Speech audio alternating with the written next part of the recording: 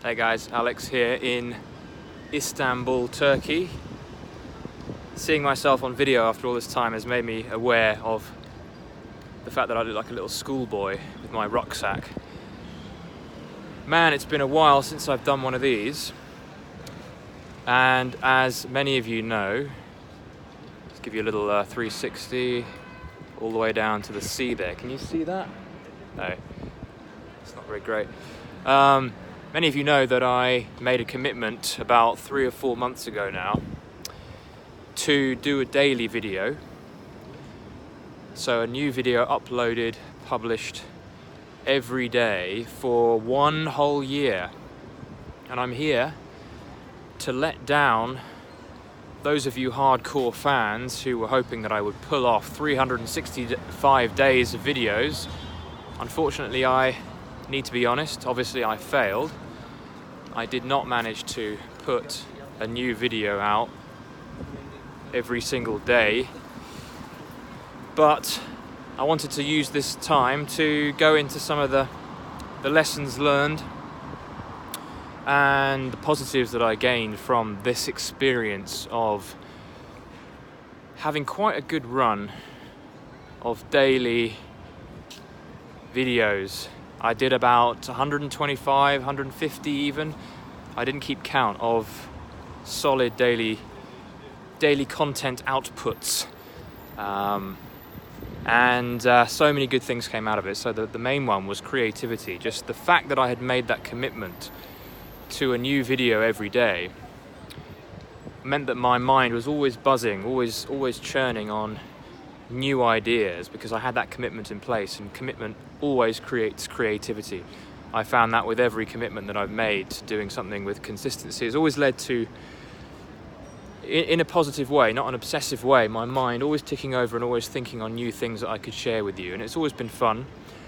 And the sheer fact that I managed 125 plus videos every day is testament, or suggests, that I was probably able to go a lot further than that. It wasn't to do with burnout or being fed up, or it was just that I realized after a certain point that my creativity would have benefited even more by having a bit of time off, not always churning on new ideas. And I think that I wanted to give my readers, my viewers, you guys, a bit of a break, give you some time to catch up with all the content that was coming out. I just think it was just too much. I think a video a day for 10 minutes each was just probably too much. And even I'm saying that, someone who's very keen on being prolific and productive, I think there comes a point where that time spent thinking on new video ideas and editing videos and publishing videos could have been spent in other ways, including rest and refreshment, which I've now done, but also other forms of media like writing, podcasting, which I got into. And if you want to follow a new short form podcast that I've just got out, it is called Stroll with Alex. So I wasn't exactly hibernating during the last 10 days to 2 weeks of no video creation. I was doing other things, but I did find that after such a long time of continual video output, I have realized the value of some time off to do other things, to allow the mind to rest on one avenue, but still functioning away in other areas. So really powerful to have some time off, and now I'm ready more than ever to create again, because I've had some time to think and to write and to plan and to think about things in other areas of life. And it's shown me a lot. Like by having a solid commitment, by having a commitment as crazy and wild and as far out as a video a day for a year, showed me what was possible with a lofty goal, a lofty process goal like that. So it wasn't an end result goal. It was a process goal. It was a goal of putting something out every day, and that led to tremendous output for a good chunk of time, a good 3 months of solid output. And so that was a really good outcome of that whole thing. And as I said, the creativity was just running wild. I was coming out with good stuff every day, and of course I could have translated all of those videos into articles and extrapolated the content from the videos into other areas. And it taught me about failure. It taught me about the value of seeing that we can't always be right and we can't always reach the goals that we set. But by setting them, there's still a lot of power and a lot of value to be gained from that. There's a lot of good to be gained from aiming high and getting excited about new missions and new targets and making those targets public and being okay with biting your lip, putting on a new video after 2 weeks of not putting out any content and saying, sorry guys, I failed, but secretly inside knowing that that failure was incredibly instructive and incredibly useful as long as I took it in the right way. And I don't know who said what and how it was said, but there are many quotes by people who've said things along the lines of, it isn't how you succeed that defines your success, it's how you get up after you fail.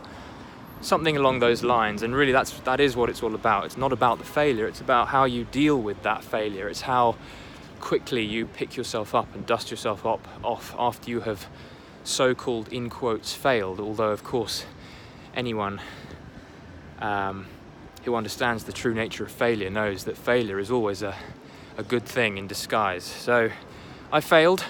I'm here to tell you I failed. I'm also here to tell you that I succeeded in other ways, and that failure has led to all kinds of other insights and all kinds of other realizations that have helped me.